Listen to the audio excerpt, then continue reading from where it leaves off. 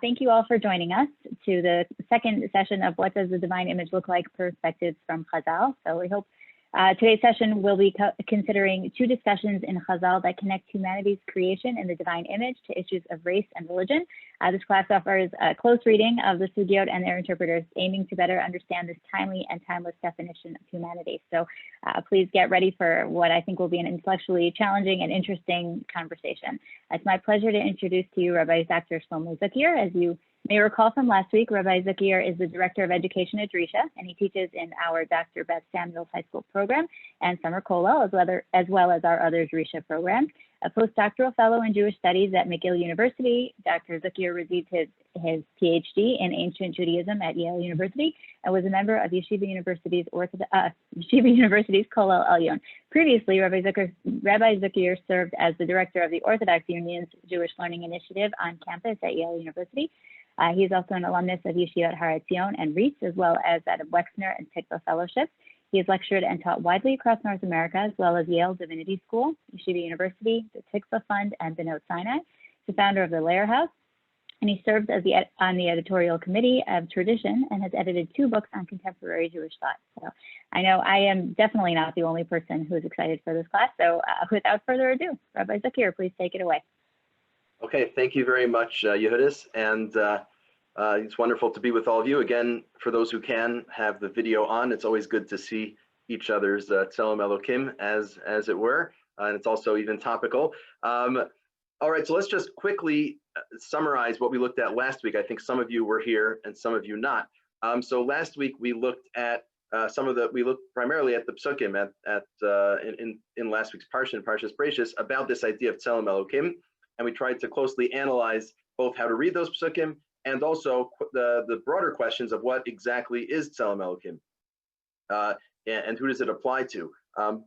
Is it saying something about humanity's spiritual nature? Is it something about their intellectual capacity? Does it actually relate to the look, the image that people are cast in, being similar to the image of God? And what would that mean? Does God have an image? Maybe it's the image that God reveals God's self to us throughout history. So a bunch of different interpretations there. This week we're going to sort of move it a step forward. Meaning whatever exactly Tzelem Elokim is, how is it deployed? And last week we quickly mentioned something from Parshas Noach, which we just read yesterday. This idea of shofech dam ha'adam, ba'adam damo yishafech, that one who kills, one who murders, they themselves will be killed by humanity. Ki b'tzelem Elokim asayis ha'adam, because God created Adam, or humanity, in the divine image. And this year is going to look at how a couple of ways in which that pasuk is deployed. We're not going to be focusing on the issue of murder and the death penalty and all that, but really the broader issue of why exactly this applies and how it applies, and primarily who it applies to, because the context of Tzelem Elokim, both in Parshas Bereishis, where it's talking about Adam, the original person who was created, and in Parshas Noach, where it's talking to Noach and his descendants, it sounds like it's pretty broad, right? It sounds like it applies to literally all of humanity. All of humanity, all descendants of Adam, all descendants of Noach are created b'tzelem Elokim. We're going to see when this source is deployed in Chazal and the way it's interpreted by some later sources. There's a little bit of a dispute as to who exactly it applies to. So we're going to look into that, both to find some I think very interesting and important and powerful formulations within Chazal, and to see some of the range of interpretations that these texts have enjoyed throughout their interpretive history. So again, we're going to look at, as Yehuda said, we're going to look at 2 primary sources. One's going to be a Mishnah in Avos, primarily centered around the phrase Chaviv Adam Shenivra B'Tzelem. Adam, or humanity, is beloved because it's created in the image, in the divine image. And then a Mishnah in Sanhedrin, actually also talking about the death penalty and talking about how one relates to witnesses, the sort of discussion one has with witnesses before they testify in capital cases, and how that ties into the story of Adam, and maybe also to this question of the death penalty. So we're going to look at both of those sources and their interpreters. So without further ado, let me share the handout. Again, you have it yourselves if you prefer looking at it on your own, but you also will have the shared screen. In any event, let's jump right in. So let's read this Mishnah in Avos, and the previous Mishnah, Rabbi Akiva started talking. So this is a continuation of Rabbi Akiva's statement. Hu haya omer. Rabbi Akiva would say the following: Chaviv Adam shenivra b'tzelem. Right, Adam or humanity is beloved because it's created in the image, presumably the divine image. Chiba yisera nodaslo. Adam had this additional belovedness made known to him, shenivra b'tzelem, namely that he was created in the image. Shenemar b'tzelem elokim asa es ha'adam.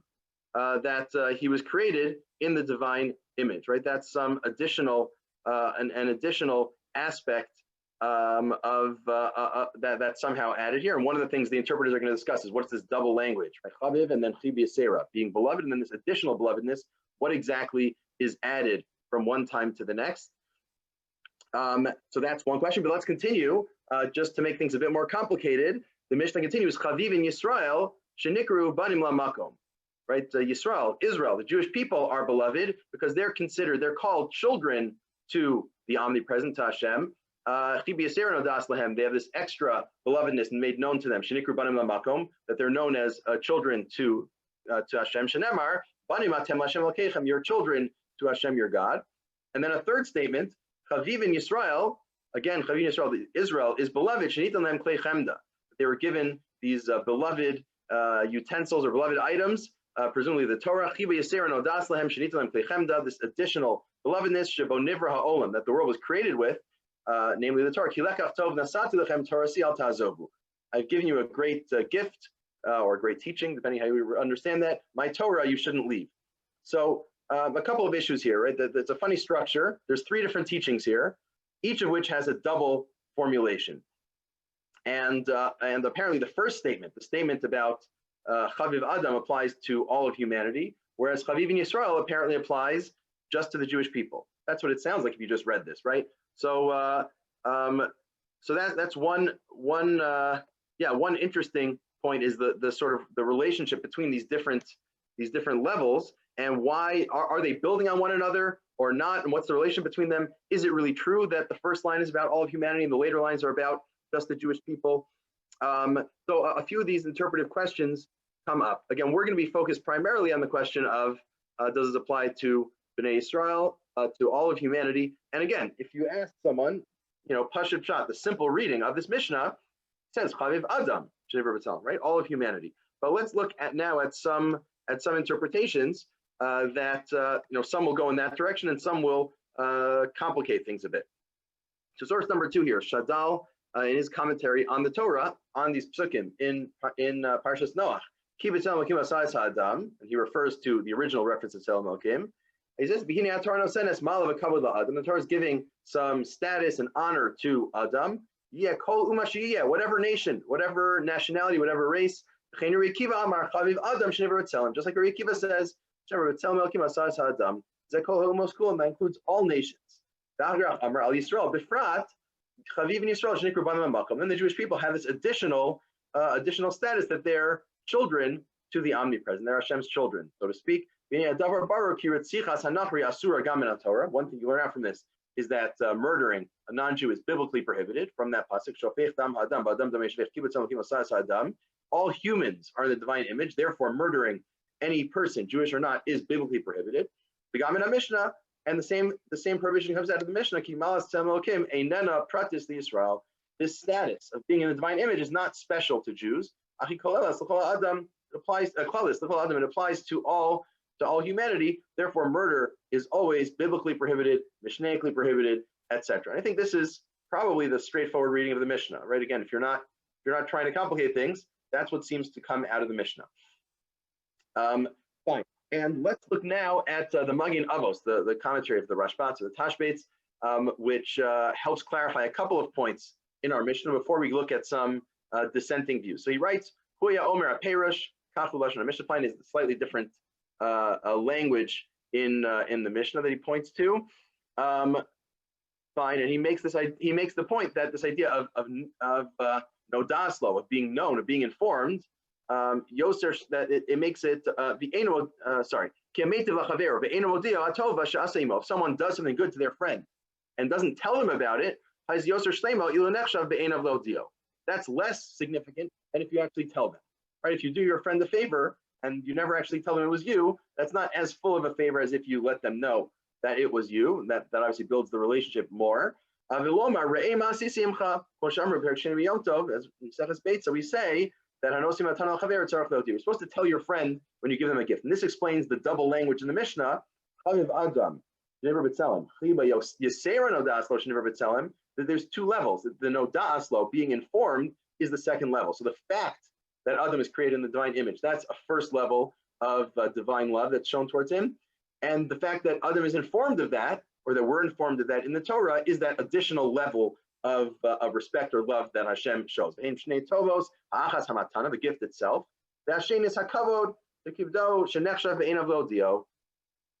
And right, Hashem says in the Torah, etc. That's the teaching there, and that's he follows Rabbi Yonah. He likes that interpretation. He gives another option though. This repetitive language of being created in the image, saying that twice is to show the increased love, how much love there is, to emphasize it. Right? It's so many levels of love, it just repeats it again and again.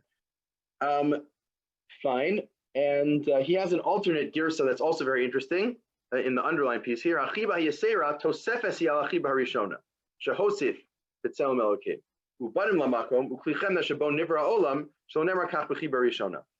to this reading, the three levels are building on one another. Right? There's three different levels, and that's why this Yesera, this language of Yesera, one is more than the next. It's to show that each one is building on the next one. It's not three separate points. That have nothing to do with each other. No, they're each building one on the other. So let's hold on to that thought. That's an important piece of this. You don't have to read the Mishnah that way, but if you do, it will raise some interesting questions about the level of different levels potentially of Tzelem Elokim, and what exactly that would mean. But so far, we've seen only people who talk about how this applies generally to all humanity. However, the Medrash Shmuel, again, another commentary on Avos, he's going to quote some Kabbalistic sources that have a different approach. If you recall from last week, we saw Kabbalistic sources wanted to minimize the degree to which Tzelem Elokim applies to all of humanity. They said maybe it only applies, we saw in the Kuzari, maybe it only applies to Adam, and then a select few. Adam passes it on to Shes, passes it on to Enosh, maybe to Noach, to Avram, and then the Jewish people. Maybe it doesn't, Tzelem Elokim doesn't fully branch out. We'll see something similar here, this idea of chosenness, not just meaning that Jews have an extra set of responsibilities in the world, or an extra charge, but that actually their humanity is qualitatively different. So this is a Kabbalistic idea. As I mentioned last week, some may find it troubling, but we should see it and appreciate it for what it is. So source number 4, in the middle of his commentary, he says, "V'chachmei Zohar, Rashbi v'chaveirav." He's referring here, right, the Zohar, attributed to Rashbi and their friends and other Kabbalists. They have this. He was talking about this idea before about how about a month before a person dies, they lose their divine image, which is interesting because otherwise, how could you? Right, there's a philosophical problem. How can anyone die if they're in the divine image? That's destroying God's image. That's prohibited. How could the world exist such that when people died, God's image was destroyed? So the answer is a month before you die, you lose your divine image.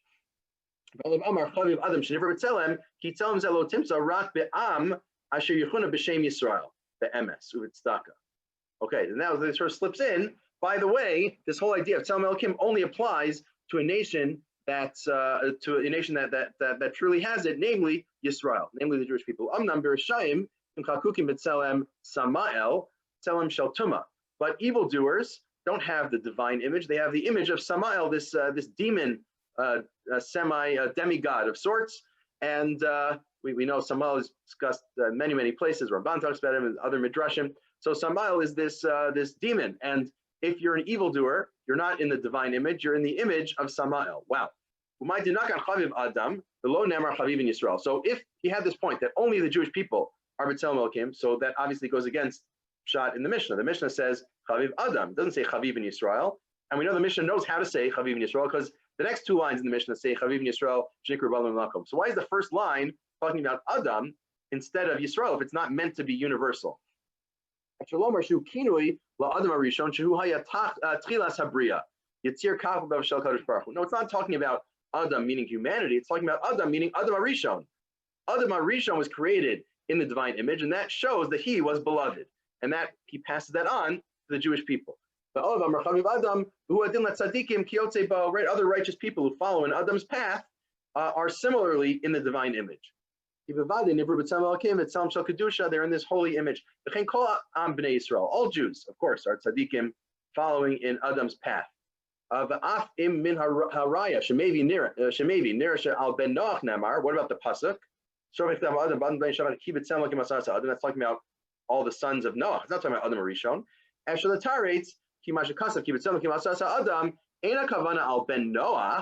No. When you say that Hashem created Adam in the Tzelem Elokim, when talking about the prohibition of murder, that's not talking about Noachides, Bnei Noach.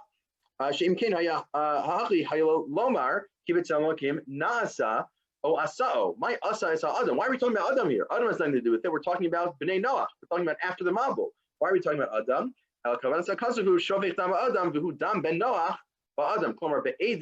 Etc. We'll skip that piece. Right? The idea is if you kill someone, you get the death penalty. So why? Remember,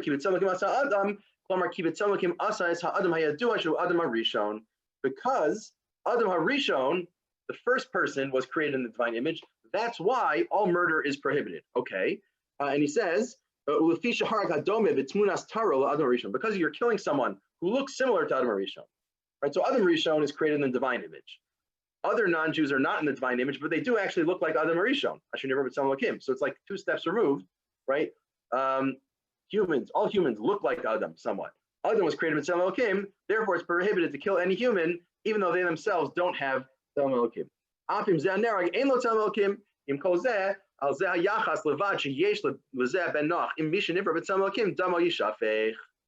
that's why it repeats it in the Mishnah to connect back first to Adam and then to all people. So this is, again, a very creative reinterpretation of the Mishnah. That's not what the Mishnah sounds like it means. It sounds like the Mishnah is talking about Adam, meaning all of humanity. All of humanity are in the divine image, and Jews have they're considered children. There's this extra level, but this is how Kabbalistic texts, or at least some Kabbalistic texts, read our Mishnah and read the Psukim, because again, if you're committed to this idea that somehow there's some inherent superiority to Jewish people, you can't it's hard to say that everyone has the same Tzelem Elokim. How could that be? It must be non-Jews don't have Tzelem Elokim, but they look like Adam, so they have that at least. They look like Adam was Tzelem Elokim, but they themselves are not in the divine image, and that's why it's still prohibited to kill them, even though this Mishnah has actually nothing to do with non-Jews. So again, a very creative reading. Doesn't seem like that's what the Mishnah is saying, and probably troubling for those of us who don't prefer Jewish superiority theologies. But it's just good to know that this is the teaching. Is a fairly standard teaching that goes back to the Zohar. I think someone else quoted this. I saw in the name of the Ari, a fairly standard view within that Kabbalistic worldview. And again, it ties into the Kuzari that we saw last time as well, as part of that broader worldview. We have more commentaries here, but let's pause for a second. Because I'm on screen share, it's hard for me to see the chat. There were a few questions actually posted from Facebook. I had shared them with you on the chat, but if you want, I could read them off, or if you would like, you can read them on your well, side.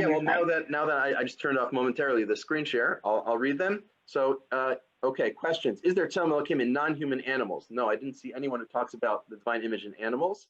Although it's interesting, we saw last time the approach that Tzelem Elokim means free will. There is a machlokas whether animals have free will or not among some Rishonim and Gaonim and whatnot. So I guess in theory, if you said that animals have free will and Tzelem Elokim means free will, maybe you would say animals have free will, but I haven't seen anyone stake out that position. On this view in the Mishnah, before the giving of the Torah, how was Tzelem Elokim manifested? Tzelem Elokim, if you think it's limited to Jews, it's still applied. It wasn't limited to Jews in terms of people having the Torah. It would be limited to the line of Jews, starting from Avram, and between Adam and Avram was passed on to the select few as well, as the Kuzari said we saw last time. Does the view of loss of Tzelem Elokim in the month before death, meaning that murder or withdrawing treatment is more permitted? That's an interesting idea. I didn't see that when I was looking into this, although that does ring a bell. So I wonder if that idea does come up, it'll be worth looking into. Any other questions from anyone here on the Zoom call about anything we've seen so far? Some pretty interesting things and creative and maybe even troubling things. So everyone's invited to comment. If not, we'll go back to more sources. Okay. Well, again, feel free to jump in, but we're going to go back to the share screen so everyone can follow together. And we'll look at some other a couple more commentaries on this, and then move on to the next source. So the Tiferes Yisrael Lifshitz, in his commentary Yachin and Boaz, he has some very interesting things to say on this Mishnah that may help frame it a bit. So he source number 5 here. Chaviv Adam nearly deha Adam garsinan dahainu afilu akum. Right. So there's a bit of a textual question. Is it Chaviv Adam sheniver b'tzelem or Chaviv ha Adam? Where the way he's reading it, Adam could be just Adam Arishon, first man, Adam. Whereas Chaviv ha Adam, that's referring to like the class of Adam, meaning the class of humanity, all humans. So he reads it Chaviv ha Adam, meaning all humans are beloved because they're created in the divine image. And he makes the simple interpretive point we made before, that if you have 3 lines, one of them says Adam, the other 2 say Yisrael, probably the other one refers to all humanity. And the other 2 are just for the Jewish people. The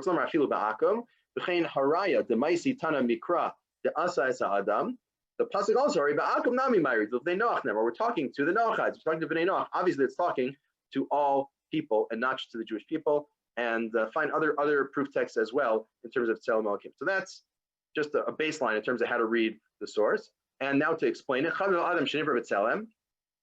is Tzelem Elokim? Hainu koach sichli chafshi ba'al b'chira, intelligence and free will, as we saw in a couple of sources last week. Right, just like God has free will, so too humans in the divine image have free will. Here's his view that animals don't have free will. Both animals and the angels, animals lack free will, I guess, because of diminished intellectual capacity. Angels lack free will because that's just how they're designed. They're very smart, but they always follow God's commands. So only humans have free will, and therefore only humans are B'Tselem Elokim, in his interpretation. Again, there are others. Right, the interpretation we saw, that Hashem informs Adam or informs humanity that they're created in the divine image. That's this additional love. And now with Tzelem Elokim asa es Adam, Shemar Baruch Hu came to Noach. Right, Noach was told this. Adam wasn't necessarily. Right, if you read Bereshis Perek Aleph, the narrator tells us this, or the narrator tells us that Hashem said Nasa Adam Mitzamenu Kin Musenu, but no biblical character is told Nasa Adam Mitzamenu Kin Musenu. But in Parshas Noach, in yesterday's laning, Noach is told in the set of commands after the Mabul, he's told he's told explicitly that people are created in the divine image. And similarly for the next pasuk, right? As the Mishnah says, the mitzvah is the mitzvah of not cutting oneself in mourning is you, Yisrael, are children to Hashem your God. So Bnei Israel are told that, right? So the point here is we're informed of it in the biblical story, and in this case, Noach is informed that he's in the divine image, he's created in the divine image, and that creates additional love. And he says the psukim in Bereshis, Amar Kadosh Baruch Hu kach shelo b'fnei Shem Adam. The psukim in Bereshis, no human is told that. Only Noach is told that we're created in the divine image.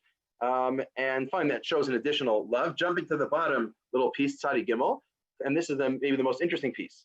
Vavivin Yisrael shenikru banim lamakom. Right, the next paragraph. The Jewish people are beloved because they're called sons to God. They're God's children. So what does that mean? All nations are beloved because they have Tzelem Elokim. Period.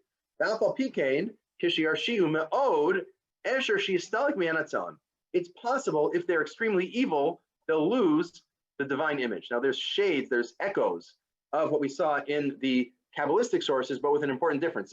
There, what we saw was all Jews are presumed to be righteous, all non-Jews are presumed to be not righteous, and that's why they don't have Tzelem Elokim. Whereas here, the presumption is everyone has Tzelem Elokim, but it's possible, if one's a major sinner, it's possible to forfeit one's divine image. You shouldn't look at the face of an evil person because he has this evil spirit that's resting on him. Definitely a Gentile who's evil. But what about a Jew? This second level of being called children to God, even if they're bowing down to idolatry, they retain this belovedness even if they sin. They're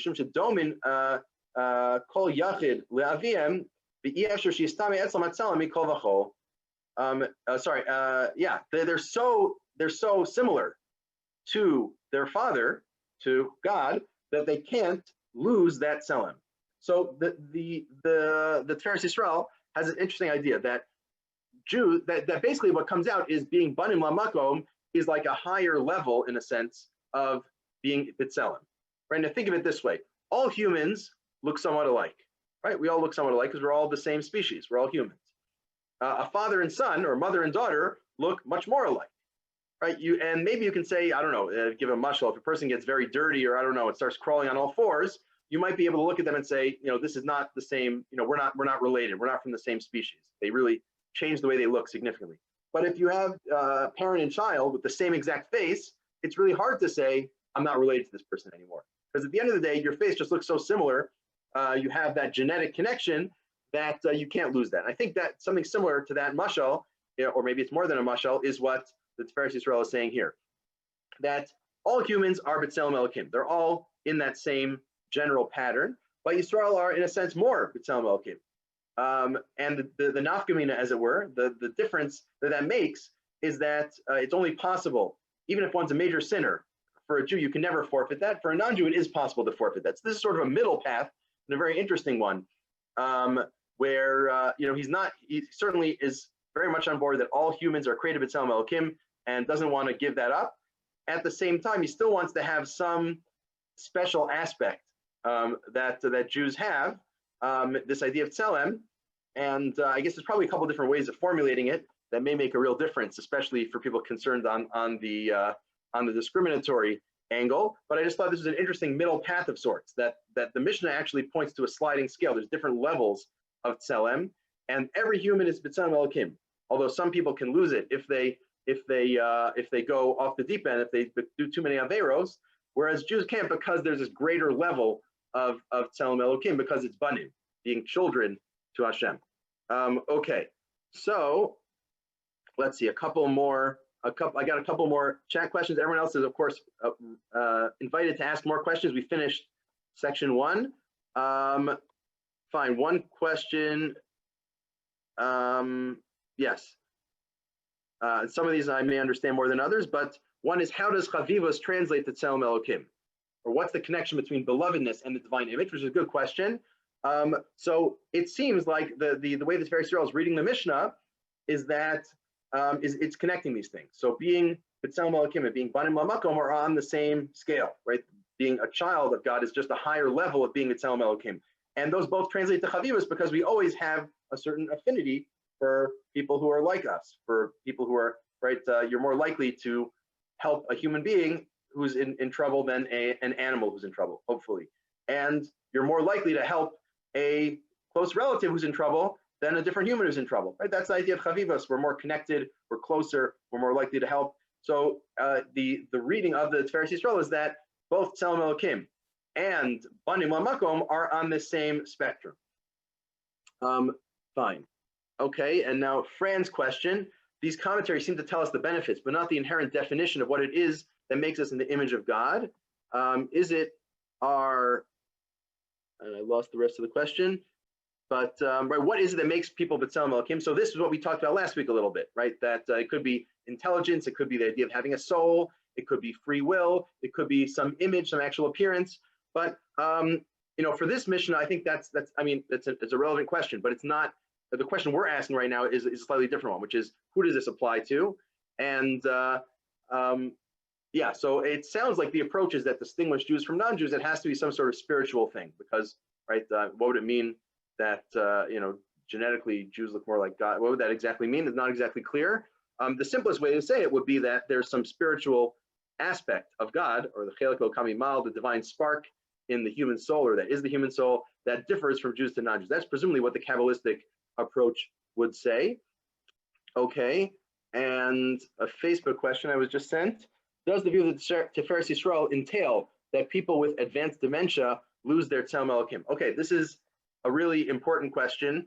And actually, I think, a quick plug, my colleague, Dr. Sam Liebens, is giving a class, I think, on issues relating to that in the second half of the fall. So yeah, it's an important question. It's an important question in philosophy of, I mean, to the extent some people talk about divine image, or you talk about human dignity, or whatever it is that makes killing a person bad in philosophy. So does that get lost when the person loses their capacity to make decisions? Or on the other side, a baby, right?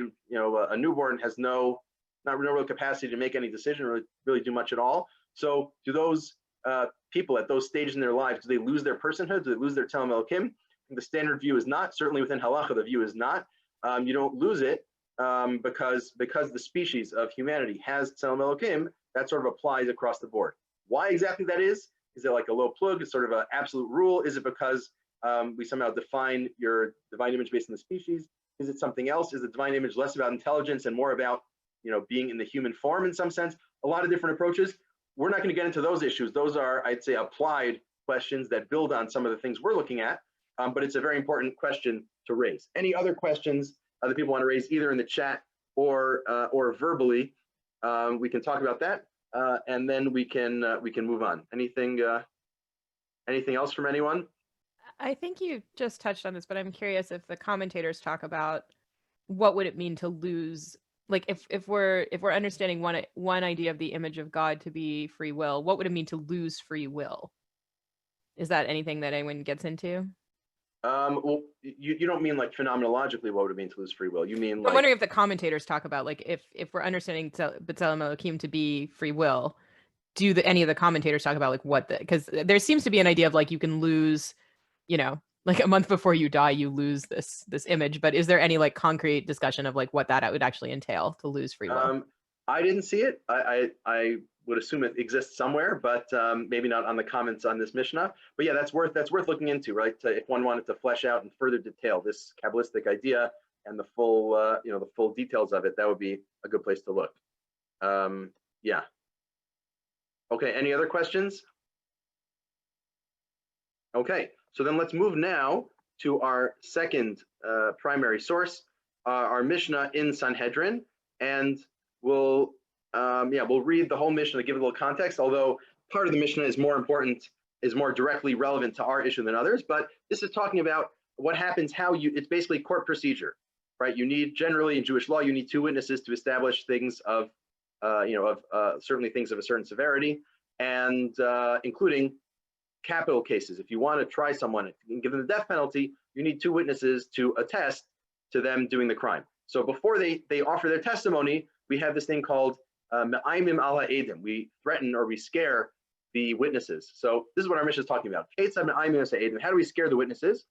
Al edin nefashos, for capital cases. They would say the following: Shema tomer me omer umishmua ed mipi ed mipi adam neman shamanu. Maybe your testimony is based on an estimation rather than actual witnessing, or based on a rumor, or based on word of mouth, or based on what you heard from a trustworthy person. Or maybe you don't realize that we're going to cross-examine you in great detail. In case you're not sure, in case you haven't fully appreciated any of these things, right? Monetary cases and capital cases are not alike. If you testify falsely in a monetary case, you can always pay the money and acquit yourself of what you did wrong. Dini nefashos, though, if you testify falsely in a capital case and someone dies, that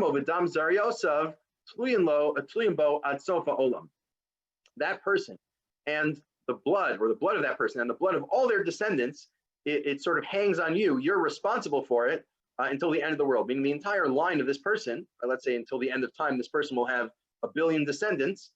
You're responsible for killing 1 billion people if you falsely testify against someone and they get the death penalty. This is exactly what we saw with Cain. Again, recent parshas Last week's parsha killed his brother. Shneimar Dmei Achicha, called Dmei Achicha, so came Elai min ha'adama, the voice of the bloods, plural, Dmei, not Dam, Dmei Achicha, are calling out from the ground.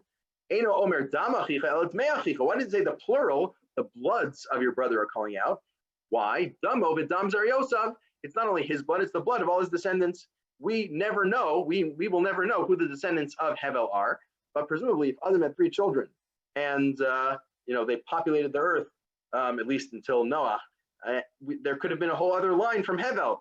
Hevel had no children because he was killed at a young age. Fine, so that's one interpretation of Dmei Achicha. Davar Acher, another interpretation, Dmei Achicha shahaya damo mushlach ala eitzim alavanim, or maybe Dmei in the plural, because it wasn't just like one pool of blood. The blood, when he was killed, was sort of, it spurted out, it was in all different places. Fine, so this is the warning, or at least the beginning of the warning that we tell the witnesses. And now we continue. We say, Lefichach, Nivra Adam Yechidi. This is why Adam was created. Adam, this clearly seems to be Adam Arishon, right? The first person was created, Yechidi, alone, presumably, right?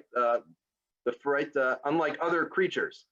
Adam was created just Adam, and then Chava came after, and then their descendants came after. We'll see a couple of different approaches to this, but Adam was created alone.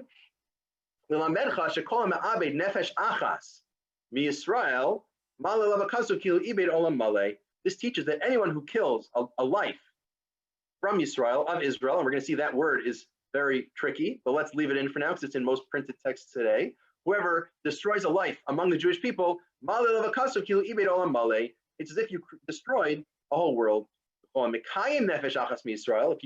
If you support, if you protect a life in Israel, it's as if you protected a whole world. Right? And the logic here is clear, right? The whole world started from one person. All humans who exist descended from Adam. So saving a person's life, that's equivalent to saving Adam. And saving Adam is equivalent to saving the whole world. So anytime you save a life, you've saved the whole world. Anytime you kill a life unjustly, you've destroyed a whole world. So that's one reason why Adam was created alone, just Adam. That's one reason, right? So to emphasize this idea that saving a life or taking a life is like saving or taking an entire world. That's one reason. Another reason, it's also for peace among the creations. And if we knew that people actually descended from different original humans, let's say there was 5 original humans, there were 5 different tribes. So you can always say, well, my founding father was greater than your founding father. And a third reason, let's say 2 humans have been created, right? And then the world descended from them. So you might say dualism, right? Or you might say, or whatever, or there's multiple authorities, there's multiple powers in the world. God 1 created Adam, and God 2 created whoever else created, whatever you want to call it, Lilith, or whatever other being existed at the beginning. You can say there's 2 different gods. There's a good God and an evil God, or a more powerful and a less powerful God. And this is not theoretical. The Mishnah is writing this around the year 200.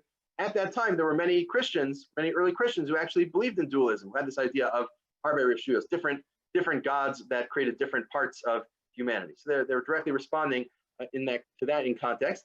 And another reason why Adam was created alone, and now things are going to get more clearly tied to Tzelem Elokim, to show God's greatness. A person usually, if they want to mint multiple coins in one form, right, in one like minting press thing, they'll all look the same, right? Have you ever looked at coins? They're all minted in the same way. They all look identical. That's how humans work. But Hashem, all humans are created in the form of Adam Arishon. We all have that same human form. But no one looks similar to anyone else. Right? You can distinguish all people, maybe with the exception of identical twins or something like that. But you can distinguish all people from one another, despite the fact that we're all stamped from the same press, so to speak. Lefikach, and now another lefikach, another therefore. Kol echad ve'echad chayav lomar b'shvili nivra olam. Everyone needs to say the world was created for them because they stem from Adam Rishon, who was created alone. Right? Adam was created by himself, so we're all following in Adam's path. We have to say we are created ourselves, independent for everything for us. We'll see exactly what that means. And now we We did a little bit of like creation theology. Now shift back to the Adam, back to the witnesses. The Shema, now we're back talking to them. In the middle here, we may have diverged. Not all of this was necessarily part of the warning, but back to the witnesses. The Shema Tomru, Ma'alenu v'latzarazos. You might say, okay, well, it's not worth testifying now because it's such high stakes. If I'm wrong, I'll be condemning this person to death and their whole line. I can be condemning millions and millions of people to death. Not worth testifying. Don't say that. The Torah says, if you're a witness and you know, if you don't testify, you bear your sins. You have to testify according to the Torah. So don't run away from it. If you're worried about being guilty of this person dying, if they actually are guilty of the crime, if you're worried about your part in killing them, no, it's actually good for evil people to die. So you don't need to feel bad if they're actually guilty. If you actually saw them murder this person, you should have a very clean conscience testifying that they did that in order for them to get the death penalty that they deserve. There's a lot going on in this Mishnah. We're going to see some of it's discussed in commentaries, but maybe before we do that, I'd be happy to take some thoughts, reflections, discussion from people on this Mishnah. And one thing to keep in mind as you're coming up with your questions or thoughts is to what extent does this Mishnah have to do with Tselem Elokim? I think definitely that last line, or the second to last line there, about God creating Adam, everyone in the form of Adam, but there still being differences. That sounds pretty Tselem Elokim related, especially if you remember from last week. This idea that, right, Nase Adam et Tselmenu Kid Musenu, et Tselem and Admus, and the discussion of what the details of that were. Some of the commentaries talk about how it's really of this form, right? Like what you mint a coin in this in the mint that has a certain form, and then you just pop out all the coins. So we're working with that model. We're working with that idea of Tselem Elokim with the complication that not all people look the same, despite the fact that they're all minted with Tselem Elokim, and that shows an additional level of God's greatness. So is that the only piece of our Mishnah that has to do with Tselem Elokim, or do other pieces relate to Tselem Elokim as well? All right, I see someone sent me a private chat question. So does not the universality of the idea that we all come from Adam Rishon become attenuated by the superiority of the Jewish people in the previous section? Okay, so that's going back on what we saw before. And certainly, right, the Kabbalistic view and even the Tiferes Yisrael's view that see people that see Bnei Yisrael as having a higher level or really exclusive rights to Tselem Elokim, of course, that attenuates the idea of Tselem Elokim, or this idea of this Mishnah, that we all come from Adam, right? This Mishnah really sounds, at first glance, and maybe at last glance also, sounds very much universalistic, with the tricky complication of, what's the complication to the universalistic reading of our Mishnah? It only applies to Jews. Well, right, the text that we just read says, Kol ma'avi nefesh achas mi Yisrael, and Kol mekayim nefesh achas mi Yisrael, right? It specifies that the problem is with killing or saving a Jewish life. If you didn't have those words, the actual teaching, of course, it's within the context of Jewish law and whatnot, but the overall teaching sounds very general. The problem of killing, Jew or non-Jew, would seem to be this destroying a whole world or saving a whole world if you save the life. So let's, if there's no questions, let's jump back in to the text or to the handout. And we're not going to go through all the details of this, but this is a sort of a classic article by Ephraim Urbach, one of the early academic scholars of Jewish thought or rabbinic thought. And he has an article on Kol Mekayim Nefesh Achas, development of the virgin, vicissitudes of censorship, and business manipulations of printers. So we're going to focus on the first part, not the part about like how in the early modern period different printers edited the text for different business and other reasons. We'll leave that aside. You're welcome to read the whole piece. You have the reference information here. Well, just quickly, he says, look, the Mishnah as we have it in printed editions seems to have the word Mi Yisrael. But what about elsewhere? So he talks about Kitvei Hayad Shel Mishnah, the manuscripts of the Mishnah, and the Kaufman Codex and Parma, Ein Behem Mi Yisrael, and Cambridge, right? Those are Kaufman's the most important Mishnah manuscript. These other two are also important Mishnah manuscripts. They don't have the word Mi Yisrael. It's not in the Mishnah manuscripts. And then if you look in the manuscripts of the Rambam, of the Mishnah with the commentary of the Rambam, Oxford, which seems to be the Rambam's autograph, we seem to have his handwriting on that, and other texts. All he says here also bekulam ein hamilah Mi Yisrael.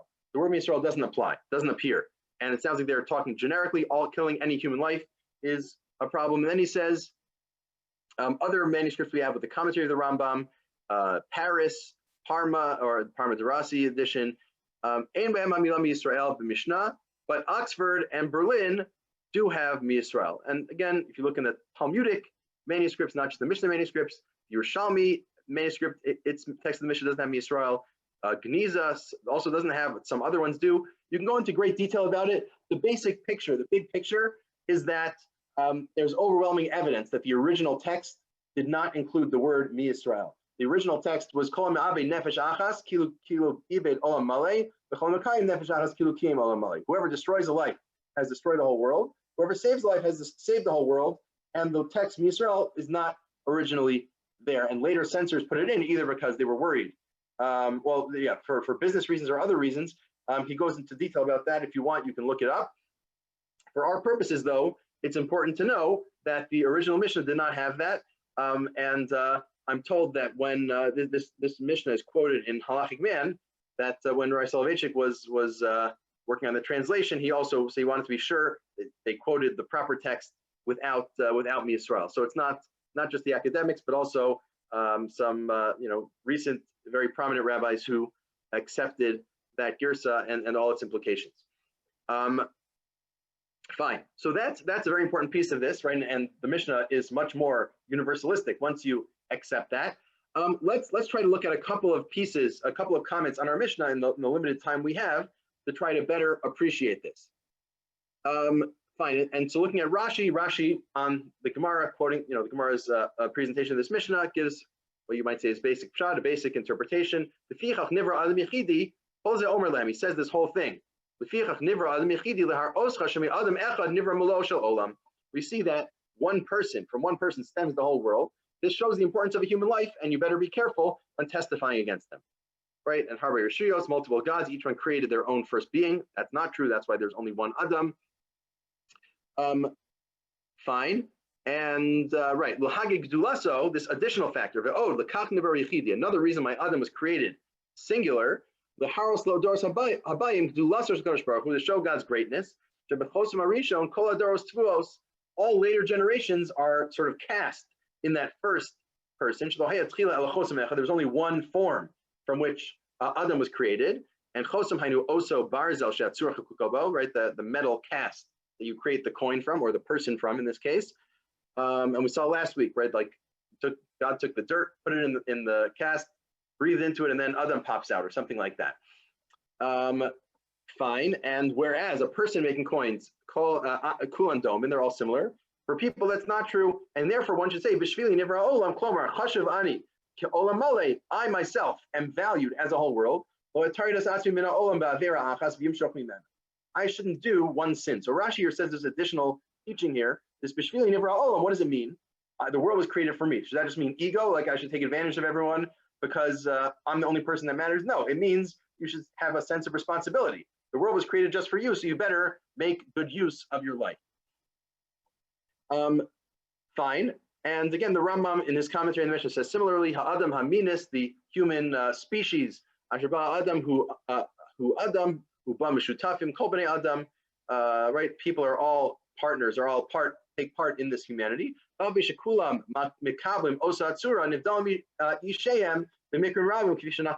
have the same basic form, but they look different. Fine, that's the meaning. Won't say there's multiple gods, and that's the approach of the Rambam here. Let's jump ahead to the Tiferes Yisrael, who says really a fascinating point. And again, remember this is in 19th century, a little bit of a different context. So just when you see some of the language, realize it's talking in a very different context here than here. Fine. So first, Yechidi. What does this mean that Adam was created alone? So on a simple level, it just means Adam was created before the rest of humanity, right? But he says, Asuke milsa de iyumhu, right? This is a continuation or conclusion of this threat to those witnesses. So what is it saying? All other creatures, when God created the horses or the sheep or whatever, they were created a lot of males and a lot of females all at once. A whole species was created, a whole group. Someone made this point last week.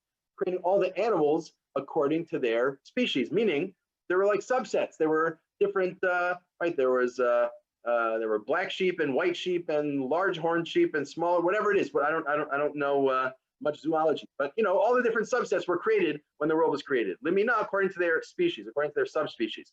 Adam, humans weren't created a lot at once, like the animals. Adam was created, and then Chava was created from Adam, and that's it. That's the whole, and then the rest of the process was through reproduction, not through God creating more. Right? So God created only one person. From that person, from Adam, came his wife Chava, and from them, through procreation, came the rest of humanity. So that's one important point, just in terms of reading the psukim. But now, this next piece is fascinating. Lachavero, right? No person can say every person is different than their fellow. And he says, what does this mean? Lo levad b'mareh sheyesh, not just in terms of appearance. Sheyesh hem shchorim kepecham. There are people who are black, like a coal, Kikushi, and his different terms referring to them. V'yesh levanim keshel. And there are people who are white as snow. Again, I don't know what this first word is, but he says albinus, right? Albino, right? White like an albino. V'yesh adomim b'yoser going toshvei America. Right? In America, there are the natives have red skin. Again, I think nowadays we'd see a lot of these lines and terms as racist. I think back then that was just like the scientific understanding as they saw it. But obviously, if the Tiferes Yisrael were writing today, he probably would update it to include non-offensive terms. So that's what. But his point is, there are different races in the world. There's European, African, American, and they all have different skin tone. But Harbe Mitzvayim Shonim and other nationalities too. So what's going on with that? You might say, because these people have been for thousands of years in a different climate, their nature changed. And he doesn't get into natural selection or other methods or whatever it is, but seva oram, right? Their nature and their skin color changed. Kushi, Lavkan Gichur, different references to different races in the Mishnah. So not only are there different races, which is clear, right? People living in different countries, with a long tradition in different countries, look different than one another. But even within a country, people look different than one another within a race. That's true as well. So what's really interesting here, and the Tiferes Yisrael did know a fair amount about science, which is why he's able to get into these discussions, right? That are reflect the science of the times. But he's getting explicitly into issues of race, meaning our Mishnah is not just saying like, oh, all people are equal in some general sense, but all races are equal. All races can say, no one should be able to say, my race is better than your race. Because at the end of the day, despite the fact that due to whatever climate or other reasons, our species have diverged, at the end of the day, we all go back to the same Adam and to the same Tzelem Elokim. That's why the world was created with one person. That way, to claim racial superiority is just a mistake, is a simple error, because it doesn't appreciate the fact that we all go back to the same Adam Harishon. So a really, an important idea, to the extent that racial superiority, supremacism is still an ideology that's alive today. This, I think, is a very important source. Both the Mishnah itself and the Tiferes Yisrael's explanation is an important source within Jewish tradition to directly fight back and disagree with that argument. Again, leaving aside the terminology, which I think would presumably, the Tiferes Yisrael would be happy to update if he were living today. Fine. So that's an important piece there. I guess we have more to do, a lot more actually, but we're not going to get to all of it. So if there are any questions now, it looks like there are. Let's see. Find the PDF of the source sheet should be in the chat. That's there. Any other questions on the content here? If not, let's go back. Let's look at a couple more sources. We're not going to get to too much more, but really fast, a very super important text here. And yeah, so what we've seen, this Nivra Adam Yechidi point seems to be that Adam was created, right, alone, meaning only one human, and then more who came from it to show the value of one person. One person can create so many other people, and there's no distinction, etc. But the Yad Ramah, source 12 here, has a slightly different interpretation, which is the focus here on Yechidi is and this Bishvili Nivra Olam, the world was created for me. This stems from this idea, Ikar HaMilsa, Shekol Nivraim Ba'olam Shel Mata Lo Nivru Elo B'Shvila Adam. The whole creation on earth, all the animals and plants and everything, was just meant for Adam Rishon, and for all of humanity, meaning the whole world exists for humanity and first for one human. Therefore, we should be able to say the whole world was created for me, and again, in the sense of having great responsibility, right? And that's what he spells out. Yesh omrim chayiv lomar chashiv ani ba'olam v'lo etrod atzmi min ha'olam ba'avera. The world was created just for me. There's high stakes. I better not do averas. I better be, live properly. V'yimshol chemena. V'yisei lahai perusha hachiav mivayle frusha chayiv lomar b'shvili nivra ha'olam v'ein torah atzmi. You find he doesn't love the formulation of the Mishnah according to that idea. He has a different preferred reading. But fine, and then he also talks about how we don't actually say all this to the witnesses, we say parts of it. But this last piece, Yesh Mefarshim, Lefika, Kol Echad Ve'echad, Chayev Lomar, B'Shvili Nivra Olam, everyone needs to say the world was created for me, the Atama Kamakai. That's going back on the first reason. The Adam was created alone in order for us to say the world was created for us, and to teach the fact that Adam was created alone, and each of us, the world was created for us. That's an extension. That's part of that same teaching that that murder, that killing one person unjustly, is so horrific. Right? It goes back to this idea that the whole world was created for each and every one of us, or the equivalent on the Marisha. And actually, the Rambam, we're not going to look at this inside, but the Rambam, when he cites our Mishnah, most people say that line of B'Shvili Nivra Olam is like this nice homiletic thing that we don't actually say to the witnesses. But the Rambam includes it in the text of the warning to the witnesses, along the same lines as the Yad Ramah, that part of the warning to witnesses is the world was created with one person. That means each of us has to feel the weight of the world on our shoulders. And when we look at other people and we do harm to them or potentially kill them or testify leading to their death, we've destroyed a whole world. That's a central part of the teaching. And again, according to that, given that this B'Shvili Nivra Olam idea is closely tied to, so let's look at one last point in the Maharal before we finish. Actually, no, let's look at the Maharsha. If we only have one more, let's look at the Maharsha, who also is going to interpret this line. He says, Lefichach Nivra Adam Yechidi, Kasav Bal Yefei Mare, Avagav Shekol Aminim Nivra Yechidim, weren't all species created alone. Adam Shani Shu Medini Beteva. Humans are political creatures. Right? Humans function best in a community.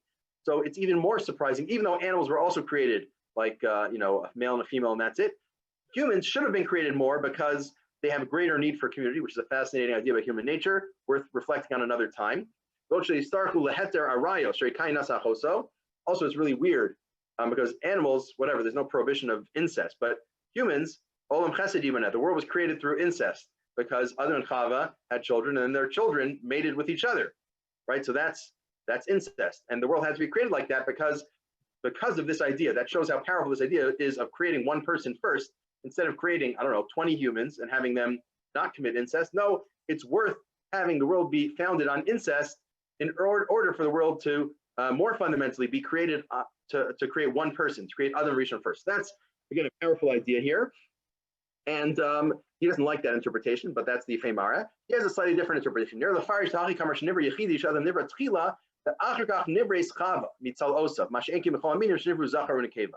does it mean created singular? It means instead of creating male and female at the same time, Adam was first created and then Chava. This will tie into what we see next week, questions of gender around Tzelem Elokim. So hold your thoughts on that. But now, just to come full circle in the issue of race, the Maharsha is going to complicate this a bit. Adam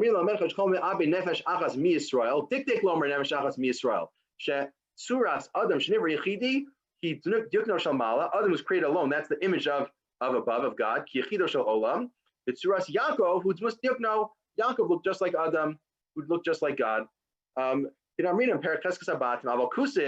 But kusim, presumably here means Gentiles. Einam tzuras Adam, rakeshar nivraim. They're just like any other creature. They're not in the divine image. Killing a kusi does not entail destroying the whole world. So again, presumably stemming from the same Kabbalistic idea that some humans have this divine image, Adam, Yaakov, maybe some people in the middle, presumably Avram, Yitzchak too, but it doesn't apply to others. So even in this Mishnah, and again, he had the Gersa of Yisrael, so presumably that's what led him to this, but also that Kabbalistic idea of superiority. Even in this Mishnah, we don't escape some having interpretations that limit this idea of Tzelem Elokim to Jews. there's a lot more to discuss here. The Gemara discusses this and explicates it a bit, and there's commentaries on the Gemara. There's more to do. I think we're already over time, so I think we'll have some questions now for a few minutes for those who want to stay. And I guess I'll start by looking at some questions in the chat. Okay, was the ontological schema of Tzelem Elokim transformed through eating the Eitz HaDa'as? So we didn't see that in the sources today, but last week one of the sources, I think the Chizkuni quoted the Zohar as saying that something like that happened, that there was some that Tzelem Elokim only was for Adam. After that, there was the fall, and we all lost that. So that's definitely a possible, it's an interpretive possibility, although it does say that Adam fathered Shes, Bidmusok et Salmo. So it sounds like Shes continued Adam, but maybe continued the divine image, but not fully clear. Fine. And right, Nissan, thank you for mentioning, right, Rabbeinu Tam, classic sheet of Tosos throughout Shas of whether Adam means all of humanity or just Jews. And this ties in a bit to the text of Ha-Adam versus Adam here. That's true as well. And yeah, and another direct question, why do Kabbalists have such strong distinctions between Jews and non-Jews? I think, I mean, they give a lot of reasons for that, but I think the internal reason is that they have a strong account of how the divine image, of how the soul is really a part of God. And presumably Jews having different mitzvahs, really everything's a function of, the divine ensoulment. So if Jews have a different set of mitzvahs and a different experience in the world, the way to understand that is as based on having a fundamentally different ontology, of having a different aspect of God inside them, rather than non-Jews who don't. And if you're more of a rationalist, you say no, like, the Rambam, let's say, fundamentally all humans have the same goals. For whatever reason, the Jewish people have a different set of mitzvos and extra set of responsibilities, but fundamentally we all have the same goal of coming close to God. And it's not because of soul. So that's at least, that I think one of the differences between Kabbalists and the philosophers in Jewish tradition is this question of how much really derives from having a part of God inside us, and therefore how much to draw stark distinctions between Jews and non-Jews. And what's interesting is to what extent can race be overcome through something like conversion? That itself is an important question that also tracks along these lines. But that's a discussion for another time. Any final questions? Can I interrupt you? Yeah, hi. You didn't actually talk about Jewish versus non-Jewish, soul versus, you just talked about the Tzelem Elokim, which is very clear that we all have, every human being today has a Tzelem Elokim. Well, that could very well be your view, but that is certainly not the view of some of the commentaries that we saw. Well, I'm saying Adam, man, seems to have a Tzelem Elokim. Adam HaRishon certainly has Tzelem Elokim. That's incontrovertible. Whether all humans today have Tzelem Elokim or not is at issue precisely among some of these sources. So the Kabbalistic sources we saw at the beginning say Adam HaRishon had Tzelem Elokim, but that only passed on to a select few and to the Jewish people. So in that view, they read both Mishnayos that we saw as Adam as referring to Adam HaRishon, and our Mishnah, the second Mishnah, Kol Makayim Nefesh Achas Yisrael, it's only talking about the Jewish people having Tzelem Elokim, not others. Again, as I said, this is troubling to the modern ear and those who don't believe in Jewish superiority and whatnot. But that is the view. That is the view of those Kabbalistic thinkers. Again, there's an attenuated version of it in the Tiferes Yisrael, but yeah, that's that's what they're saying. Whether we like it or not, that's what they're saying. It's a fascinating topic. Thank you. Oh, sure. Thank you. Any other questions or reflections? Okay, I hope not everything is clear, because there's still a lot more to look at here, and I encourage everyone to look at the handout.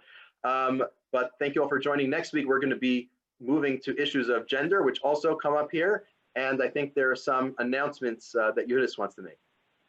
Yeah, sure. Thank you so much for the share. Thank you to everyone else who joined us today on Zoom and on Drisha Live and on Facebook. Thank you for posting those questions. Keep them coming. Don't miss out on Drisha's other fall classes that continue all week long. We meet again tomorrow at 1 p.m. with Dr. Shana Strout-Schick, the laws of kashrut and Jewish-Gentile relations. Dr. Strout-Schick will discuss the leniencies introduced in dealing with the prohibitions of Bishul Akum by the Rishonim in light of the realities of medieval domestic life. So we expect it to be another intellectual and thought-provoking class. And so I really hope you'll join us. If you haven't yet registered for classes, there's still time. For more information, visit our website, www.drisha.org/classes. The Zoom, the Facebook Live, and the Drisha Live links are all posted there. If you want to catch up on previous classes, including this class, will be posted in our audio library. So give me a day or two to get it up there, but you can just search for specific classes you're looking for, whether it's this class or another class, by keyword, and you can search by teacher name as well. And thank you so much, Rabbi Zuckier, for this really great class. I'm happy to have had this opportunity to learn with you again today. Have a wonderful rest of your day, everyone. And I hope to see you all same time, same place next week, and maybe even sooner in the rest of our online classes. Have a wonderful day. Be well.